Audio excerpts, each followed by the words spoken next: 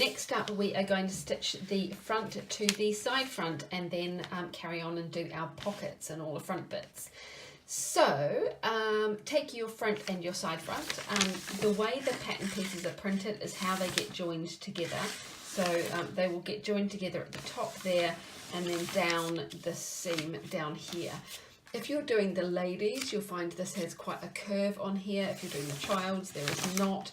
So the pattern pieces are slightly different shapes there, but what we're going to do is the same.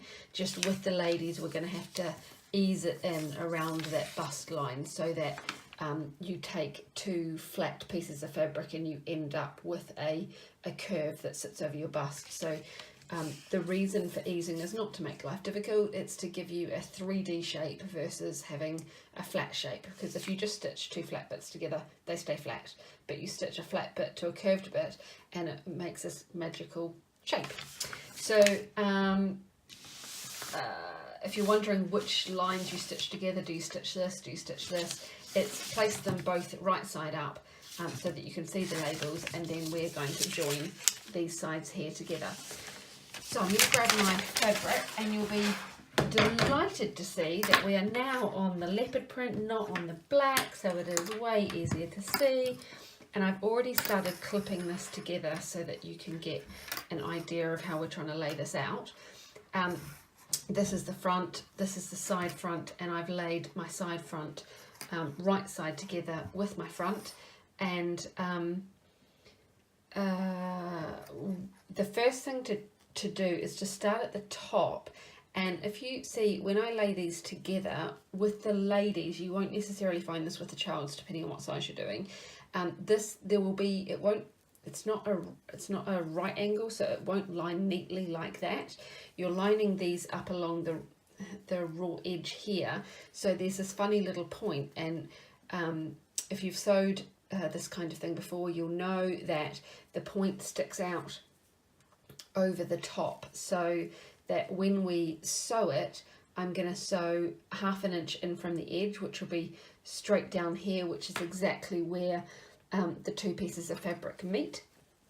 Do not line it up so that the tip of the point matches the tip of the fabric there, because then when you stitch 1/2 inch in, you'll have this funny little gap like that when you open. Whereas excuse me, if you place it so that the tip goes over the edge and then you stitch 1/2 inch in, when you open it up, you'll get a nice smooth edge along the top. So that's why we do it like that. So what I have done is I have laid my pattern pieces flat on a bigger surface than I've got with the camera here, and I have clipped down the top edge, and then I've skipped this middle bit in the end, and I've just gone straight to the bottom bit of the fabric, and I've clipped along the straight edges all the way up, just keeping I'm not stretching anything, just keeping the two bits of fabric flat until I get to this curve again. So I want to show you how I clip across the curve to join this front piece of fabric, flat piece of fabric to the curved piece of fabric. So joining a flat edge and a curved edge is what gives you a 3D shape, or joining two curves. If you just join two flat pieces, they stay flat, whereas you join a curve to a flat, and it has to, the curved piece forces the flat piece to pop up, and then you end up with a nice 3D shape over the bust. So if you've done a bust adjustment, your curve here might look quite different, but let's assume you haven't. So I've clipped along the flat bits as straight, oh my God, I keep saying flat, the straight bits as far as I can go, and now I'm at my curve.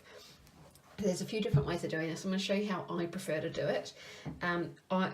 I start off with the widest kind of part of the curve, and I'm just going to bring those two together to hold it. So now I've got this kind of bobble of fabric, and it looks like it's not going to fit, but don't worry, it will. If I curve my fabric around, so the curved piece is on the underneath and the straight bit's on the top, and if I curve it around like that, ta-da, it meets, it's like magic.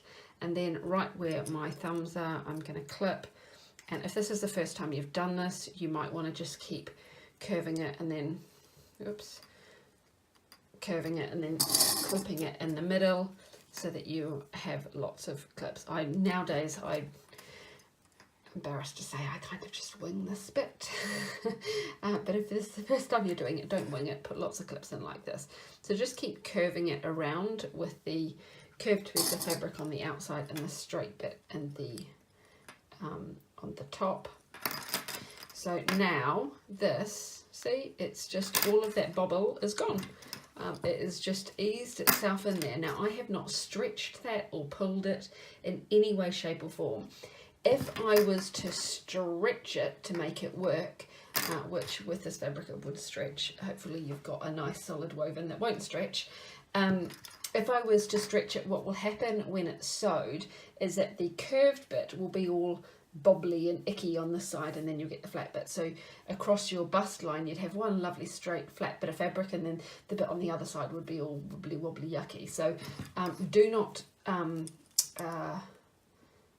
stretch it, just hold it taut when you're clipping it. If you are doing this out of like a raincoat type fabric or something with absolutely no stretch at all, you need to do this as best you can, and then what you might find you have to do is clip into the seam allowance a little bit in order to be able to curve it so that it matches. You are not trying to match the raw edges along here.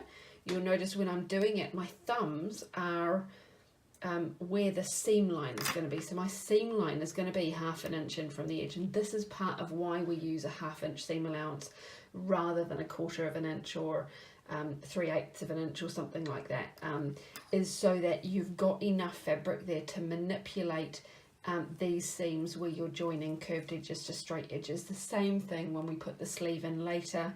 I'm putting my thumbs on where the seam is, and I'm getting this smooth along where the seam line is. I'll turn this over. Seam line is there. I'm not trying to get it smooth on the raw edge, because that's hidden in the garment.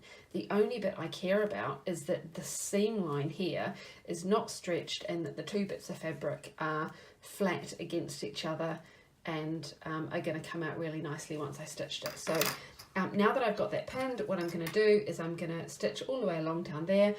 Start from the top rather than from the bottom. Always start from the top when you're doing a great big long princess seam like this, just in case especially if you're using a what's it called, a walking foot, it'll keep your fabric moving nicely together. But just in case it's moving one piece of your fabric more than the other, you don't want to get to the top edge and suddenly have one bit shorter than the other.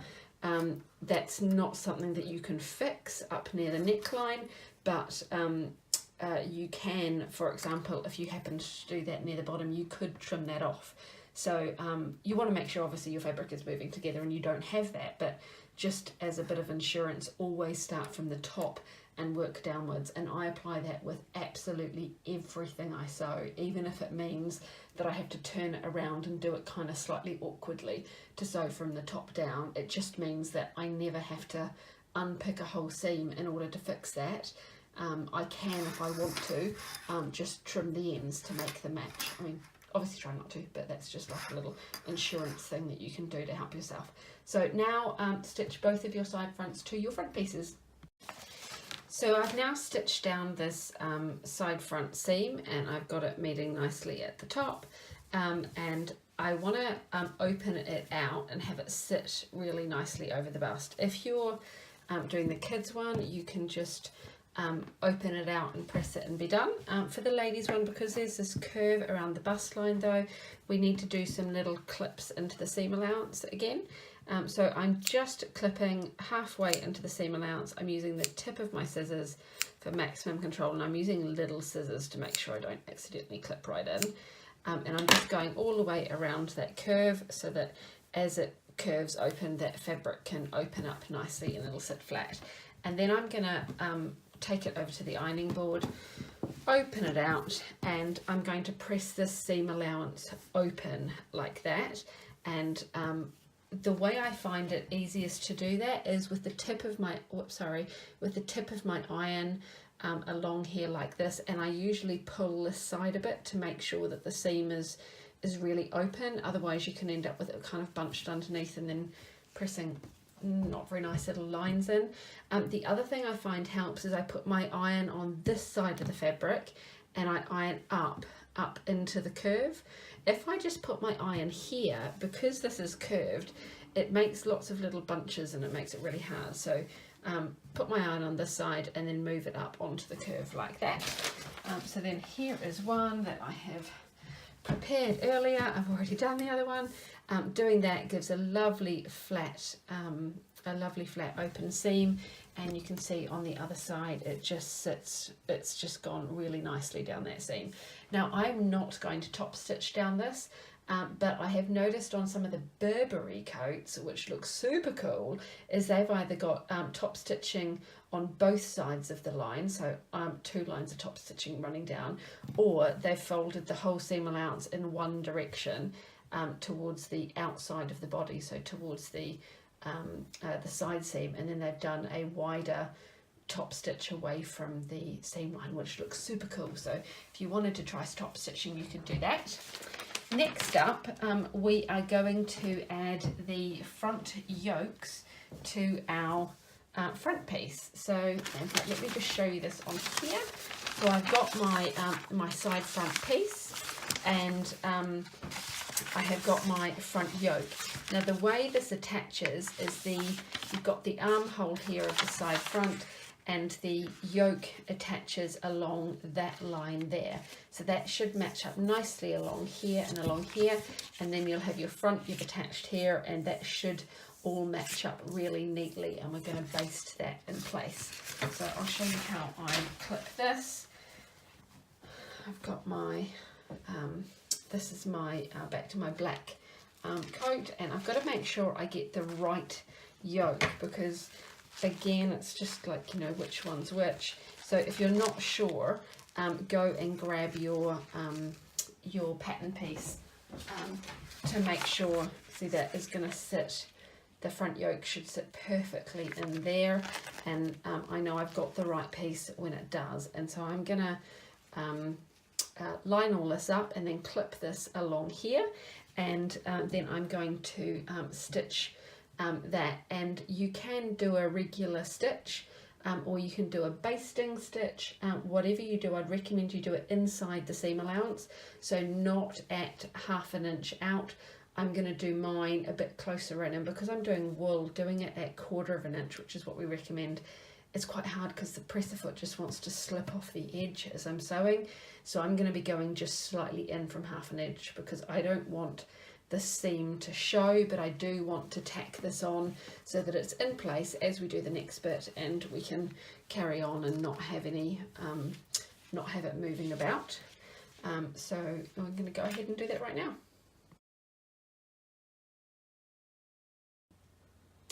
So we are back. I've had to have a couple of days off because, as you can hear, I'm a little bit croaky. So apologies for my voice changing. I've also in the meantime gone and got my nails done, which is quite nice. It's made me feel a bit better. What I've just done here is I've attached the front yoke, which is this piece here, to my front piece, and you can see this is where, for the ladies, we've got this princess seam down the front. And what you need to do when you do this is make sure you put your yoke the correct way up. You'll know you've got it the correct way up because you'll have a left and a right one, and they will this will match along the neckline and along the shoulder line here. As I said before, this piece, you know, it's like it just gets confusing which curve goes where. So you'll know you've got it right because it'll line up perfectly like that. And then what I've done is I've stay stitched, so I've just basted, sorry, I've basted these edges here together, so that's inside the seam allowance. I've done that at just under between 1/4 and 1/2 inch, so that it will be hidden inside the seam allowance, and that is just to hold it on, so that then this piece now can all be treated as one. So that completes our front yokes. We're now going to stitch our side back to each of our back pieces. The ladies, as you can see, comes right in at the middle here, and is shaped along this back seam here. The children's doesn't have that. So we need to if you lay both pieces so that they're right way up, then you'll know which ones go together. This one we are going to fold over so that it's right side to right side, and we're going to pin and stitch down here. And I'm going to do this exactly the same way I did the ladies' side front to the ladies' front. I'm going to pin it, sorry, let me line them up together again. I'm going to fold them right sides together, like so, and I'm going to clip it here at the top, and then I'm going to whiz all the way down to the bottom, and I'm going to clip it at the bottom. And then I'm going to clip from the bottom up so that I'm left with just these, so that I've clipped all the way to, let's say, there, and then I'm left with this funny little curve here, and I will clip in the middle, and then in the middle, and then in the middle, so that I'm easing in through that seam. This is my fabric here where I've just done it. I clipped at the top, and then if we whiz all the way down to the bottom, I've clipped at the bottom. They were lined up when I did this. I've just wriggled it all around. I've clipped at the bottom or pinned, and then equally all the way up to about here, so just below, just around roughly where the armhole is, or just below, and then I've made sure to hold the fabric kind of curved, and make sure I then do this right in the middle, so it will match it up neatly, just like we did the front and the side front piece.